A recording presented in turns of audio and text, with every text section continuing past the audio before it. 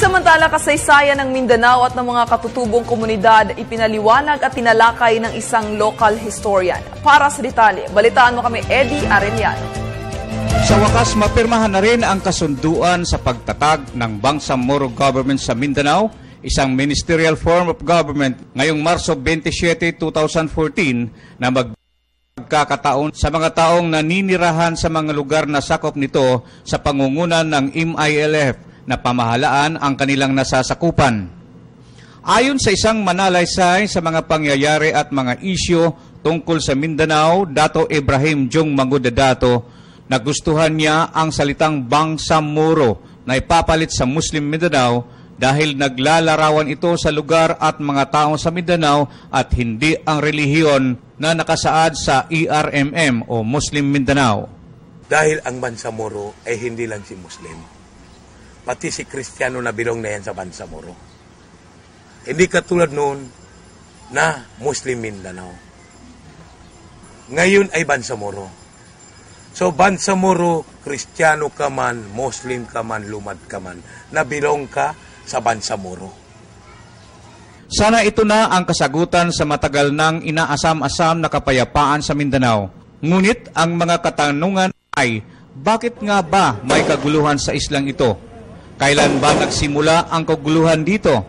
Likas nga bang magkaaway ang mga Kristiyano at mga Muslim dito? Bakit karamihan sa mga yumaman dito ay Kristiyano? Niloko nga ba ng mga sinaunang mga Kristiyano ang mga dato na namumuno sa islang ito noon? Likas nga bang may mga armas ang mga Muslim dito mula pa noong araw? At totoo bang ang mga Muslim ay mga tamad? O kontinto lamang talaga sa angking yaman na bigay sa kanila ng kalikasan ng Mindanao?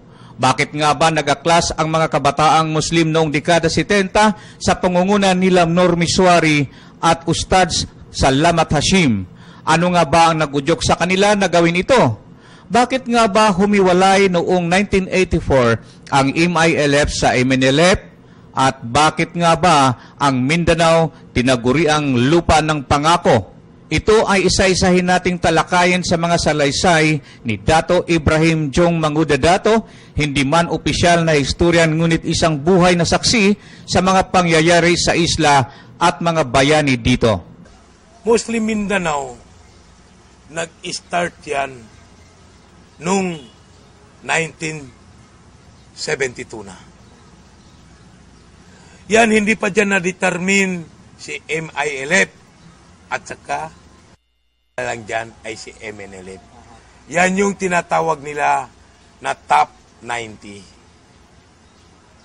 Bukas tatalakayin natin ang buhay ng mga Moro kasama ang mga Kristiyano sa Central Mindanao bago ang ikalawang digmaang pangdaigdig at ang mga bayaning Moro na nakikipaglaban sa mga Hapon kasama ang kanilang mga Kristiyanong kapatid nang sumiklab ang digmaan.